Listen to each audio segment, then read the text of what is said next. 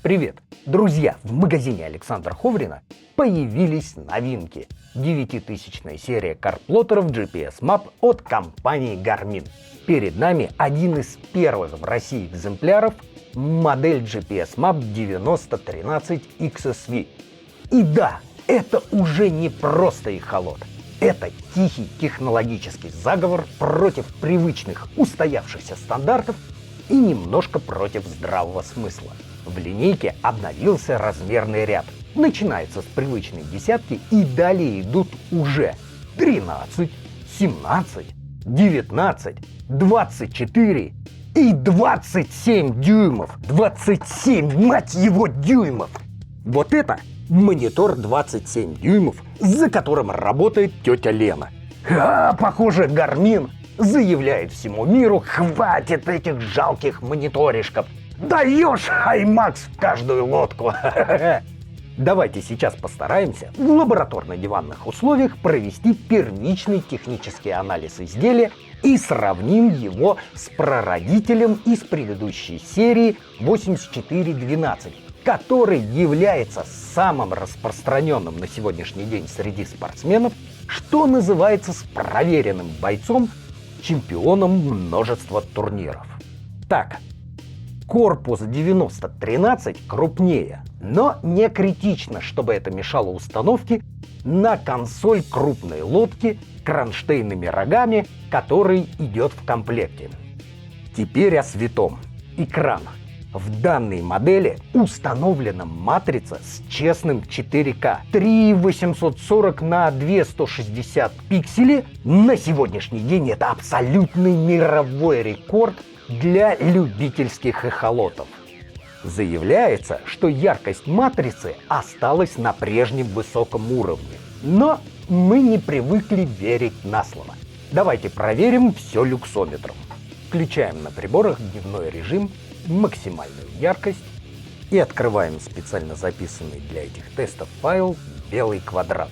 На EHOMAP Ultra 2 10 дюймов показывает до 1670 люмен. Огонь! Теперь экран 8412. Замеряем. Получаем 1860. Очень круто. Настала очередь новинки. А у матрицы 9013 1600 люмен. Но не спешите расстраиваться. Это нормально. Физику не обманешь. С увеличением разрешения, а следовательно и плотности пикселей, светопропускная способность матрицы снижается. Но есть нюансы. Garmin полностью переработал алгоритмы обработки вывода на экран. Теперь картинка намного лучше воспринимается и приятнее глазу. И, соответственно, лучше усваивается.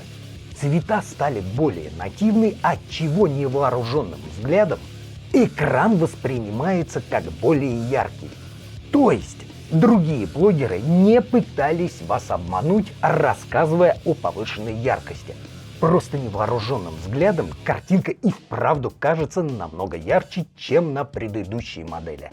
А насыщенность и красочность матрицы у новинки просто замечательно, намного круче, чем раньше. Ну и для проформы замеряем яркость экрана на Lowrance HDS Pro 9. Тот же файл, и яркость составляет всего чуть более 1000 люмен. Комментарии излишни. Грусть, печаль, боль, тоска. И вот что забавно. Garmin тихо, без фанфар, спокойно делает экраны, которые отлично работают с поляризационными очками. А Lowrance же, в свою очередь, измучила рекламой своего Solar Max. Давайте прямо сейчас проверим матрицы на предмет совместимости с поляризационными очками. А вот поляризационные очки, матрица Solar Max от Lowrance. Вращаем очки и наблюдаем, что комфортный просмотр имеет очень узкий диапазон, прямо как совесть маркетолога. Чувствую себя обманутым. Очередь матриц Garmin. Вращаем. Теперь на этом. И даже на EHOMAP. Потрясающий результат. Изображение стабильное и яркое практически под любым углом. Мое почтение. Кстати, для одновременного подключения этих энергоемких приборов я использую аккумуляторную батарею Энергобак, приобретенную в магазине Александра Ховрина. Я в полном восторге от этих аккумуляторов и постараюсь в ближайшее время рассказать вам о Энергобак более подробно. Ладно. Итак, теперь серия 9000 имеет матрицы высокого разрешения, что предполагает увеличенную разрешающую способность в боковом сканировании и в программах УЗИ, например, LiveScope или Panoptix. Однако есть нюансы. Разрешение матрицы стало буквально в 2 раза выше по горизонтали и по вертикали. Но боковое сканирование, в данном случае SideView, имеет свое так называемое разрешение, которое выражено в отображении строки при каждой итерации цикла зондирования. Об этом мы подробнее поговорим в отдельном выпуске, посвященному технологии бокового сканирования, который уже скоро выйдет. Ведется работа. Короче, разрешение бокового сканирования по вертикали в рамках существующих на рынке любительского рыболовства технологий нельзя увеличить, потому что физически невозможно испускать зондирующих импульсов еще больше. То есть, либо придется ужимать картинку, и в то время как на экране Full HD 8412 в программе SideView помещается от 50 до 100 метров эхограммы в зависимости от скорости судна и скорости так называемой прокрутки, получается, что с матрицей 4К будет помещаться от 100 до 200 метров эхограммы. И, откровенно говоря, это будет невероятно мелковато. Либо будет апскейл картинки по вертикали, а это означает, что каждая строка будет толщиной не в 1 пиксель, а в 2. А вот по горизонтали технически возможно улучшить детализацию SideView при условии достаточно мощного процессора. То есть в строке будет помещаться в 2 раза больше данных о изменении плотности объекта, отражающих сигнал. И, судя по косвенным признакам, таким как увеличение среднего потребления тока с напряжением 12 вольт при той же мощности излучателей, процессор действительно стал мощнее. Ну и как минимум потому, что необходимы дополнительные ресурсы, чтобы не допустить тротлинга видеоядер в связи с повышением разрешения экрана. Простите, но исходя из стоимости девайса, я не могу позволить себе разобрать его и как-то удостовериться в своих предположениях. А достоверных данных о используемом процессоре в этих аппаратах я не нашел. Итак, на чем мы остановились? Да, и самый худший для нас вариант — это тупой апскейл картинки из разрешения Full HD в 4К. Постараюсь летом найти время на тщательную проверку и анализ получаемых эхограмм и вынести свое экспертное мнение по данному вопросу насчет работы устройств серии 9000 в режиме LiveScope. Дело в том, что GLS-10 имеет тот же центральный процессор, который устанавливается и в эхолотах серии 8000, и картинка LiveScope формируется непосредственно в блоке GLS-10, затем потоковое видео транслируется на манер Garmin Helm, только не на смартфон, а на экран эхолота непосредственно, где на картинку накладываются элементы управления и вот это вот все. И если у Lowrance Active Target 2 мы заведомо знаем разрешение потокового видео, которое составляет 1024 на 640 точек, что по мне как-то маловато, но истинное разрешение потокового видео GLS-10 точно неизвестно. И есть напрягающий факт.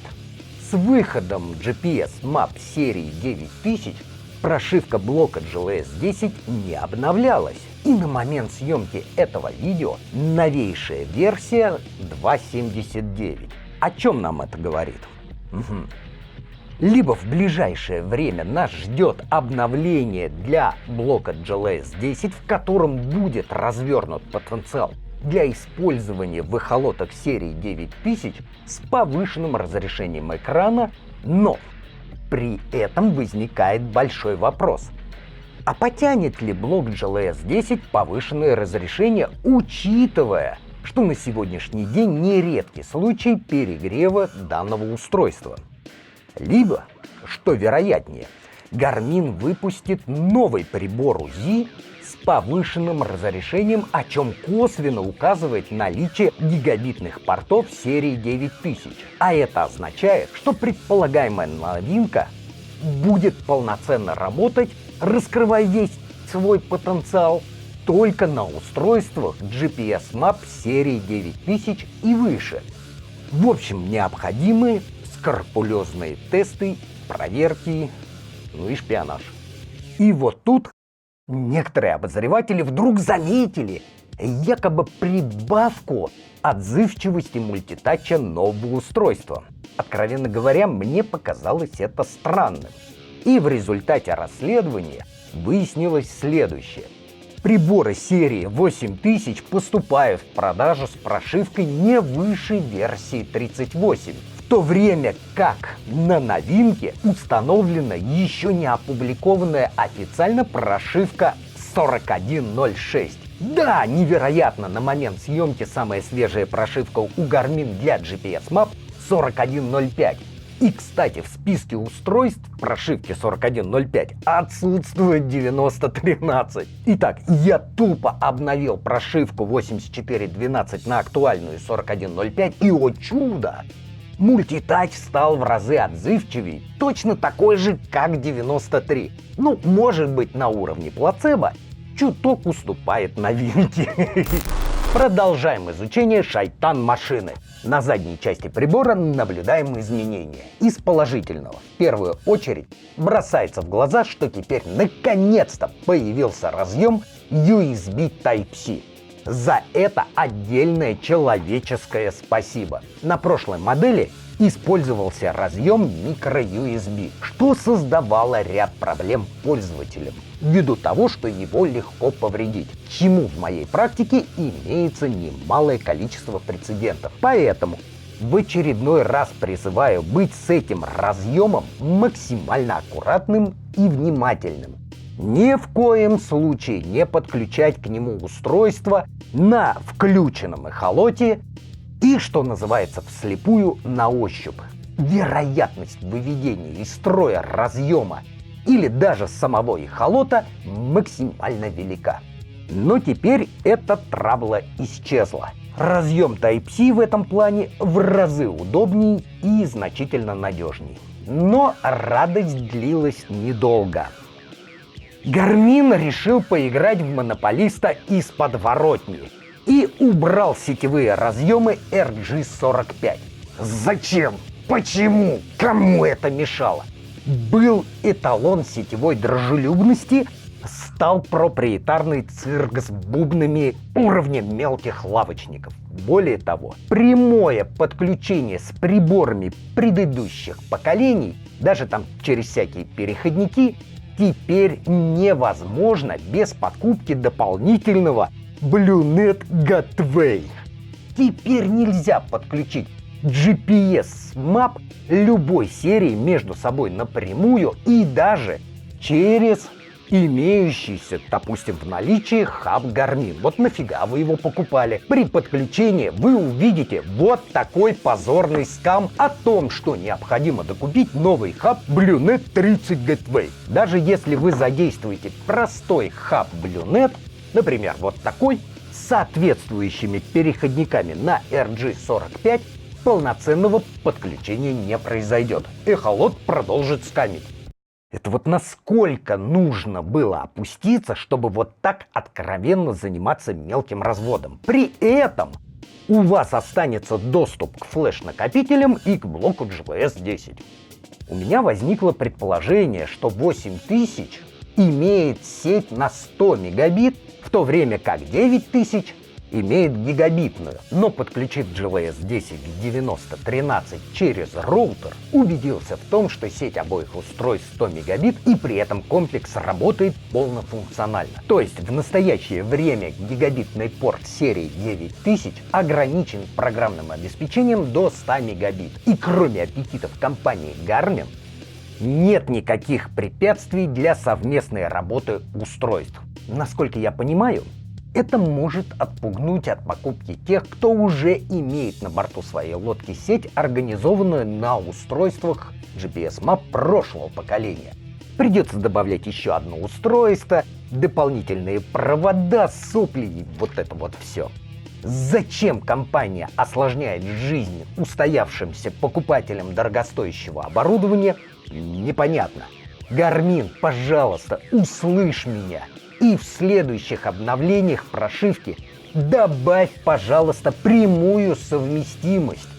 И положи в комплект соответствующий переходник с Bluenet на RG45. Поверь, это позволит сохранить лицо и убережет от репутационных потерь.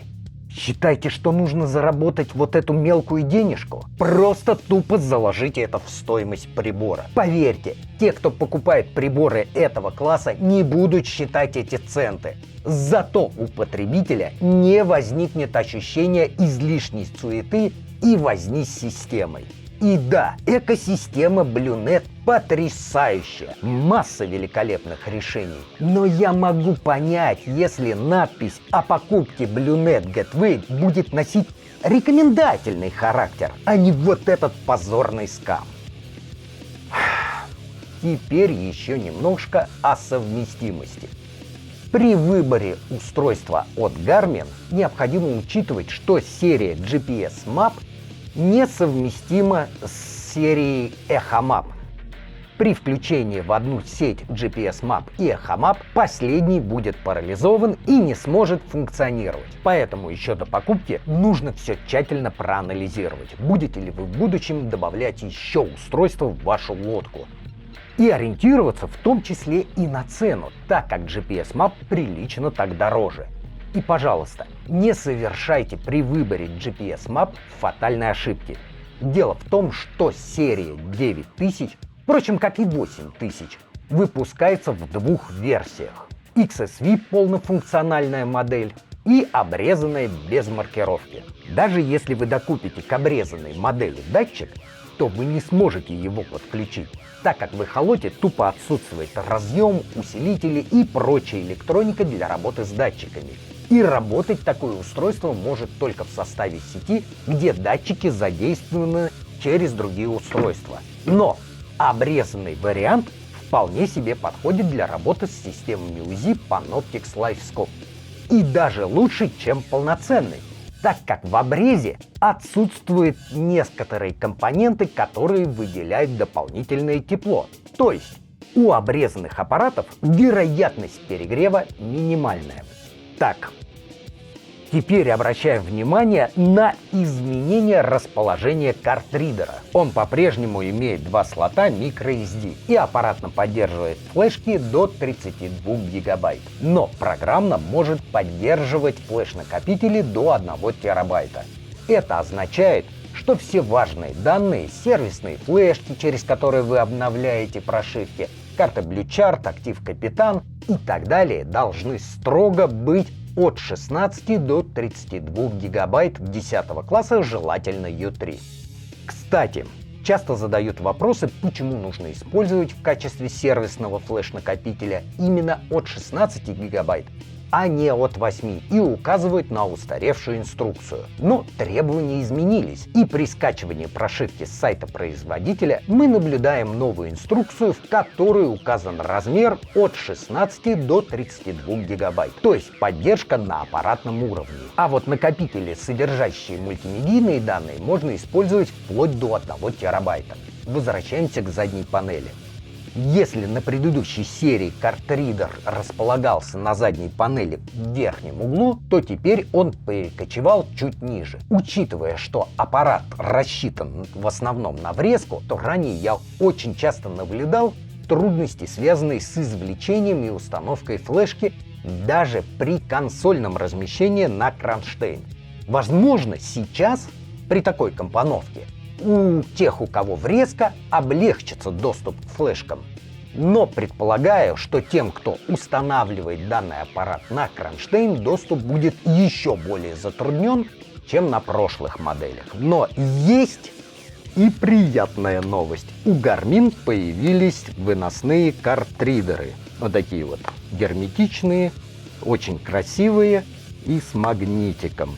И, кстати, они совместимы не только с серией 9000, но и с предыдущей 8000. То есть имеются ряд переходников, которые вам позволят его подключить. То есть теперь без труда можно разместить картридеры в любое удобное для вас место. Также я хочу положительно отозваться о новой экосистеме BlueNet. А это централизованный удаленный контроль и управление различными устройствами вплоть до освещения. По сути, умный дом, точнее в данном случае умная лодка. Так, ну и дальше практически без изменений. BNC, видеовход и выход HDMI, мультимедиа, сеть NMIA 2000, прослушка J1939. Кстати, меня часто спрашивают, что это такая за сеть J1939. Отвечаю, это порт, позволяющий карплоттеру прослушивать сообщения от совместных двигателей, ну то есть получать от них данных. Как правило, речь идет о больших стационарных дизелях. Итак, в целом первичное изучение прибора мы осуществили. Давайте перейдем к итоговым выводам. Если вы в настоящий момент стоите перед выбором между серией 9000 и 8000, то я отвечу, нужно брать 9000. Даже при столь беглом знакомстве бросается в глаза, что Garmin хочет разделить линейку GPS Map на до и после. Это уже прочувствовали на себе владельцы EchoMap первой редакции, поддержка которых остановилась на прошивке 29.01. А далее разрыв будет только увеличиваться. И купив сейчас вчерашний день, в ближайшие пару лет вы можете в полной мере ощутить на себе всю прелесть несовместимости с выпускаемыми новинками. Имеются все предпосылки к тому, что в ближайшее время на смену великолепному GT56 и LVS34 будут выпущены новые датчики, и вероятность того, что Garmin позволит линейкам ниже серии 9000 их юзать напрямую без костылей и страданий, крайне мала. Также следует учесть, что модульное управление экосистемой BlueNet будет ориентировано на максимальную совместимость, начиная с серии 9000, и в какой-то степени добровольно-принудительно заставлять пользователей обновлять предыдущие системы.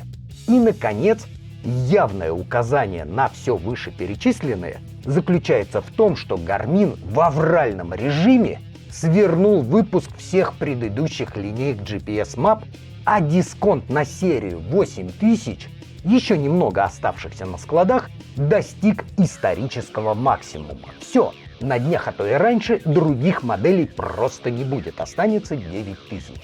И в целом, это первый в мире рыбопоисковый эхолот любительского класса высокого разрешения 4К с максимально крутой детализацией картинки и серьезными вычислительными мощностями.